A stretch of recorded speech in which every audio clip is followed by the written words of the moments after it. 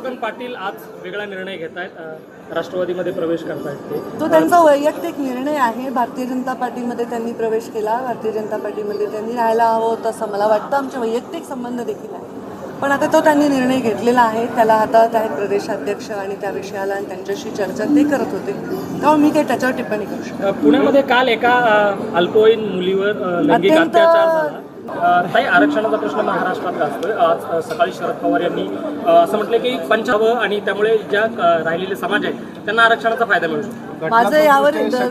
माझं दरवेळी एकच उत्तर आहे, कोणीही स्टेटमेंट जरी केलं, पवार साहेबांनी जरी केलं आणि कोणीही केलं तरी माझं एकच म्हणणं आहे, कायद्याच्याच चौकटी जे बसेल ते व्हावं आणि त्याप्रमाणे आरक्षणाचं म्हणजे काय म्हणतात विभागणी असं. मराठी भाषेला मला खूप आनंद आहे, मनापासून आनंद आहे. मराठी भाषेविषयी माझ्या मनामध्ये अफाट प्रेम आहे.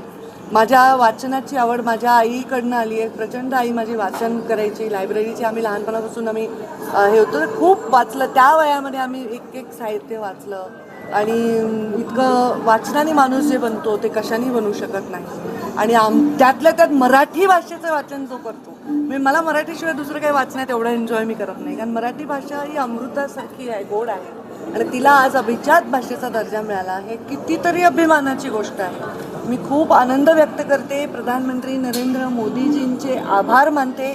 केंद्र सरकारचे मनापासून आभार. निवडणुका समोर ठेवून हा निर्णय घेतलाय अशी टीका करतात विरोधक. निर्णय जो आहे त्याच्याबद्दल त्यांना विरोध आहे का आनंद आहे, एवढंच त्यांनी व्यक्त करायचं आहे. निवडणुका तर होत राहतात, आज झाल्या, उद्या होतील, परवा होतील.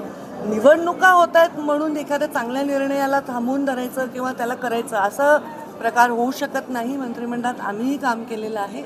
हे लोकहिताचे निर्णय आहेत. आता ज्या काही योजना झाल्या त्या लोकांना हित देत आहेत, त्यामुळे लोकहिताचे निर्णय असताना त्याचं काय वाटतं त्या निर्णयाबद्दल, लोकांचं भलं होईल का नाही हे उत्तर द्या.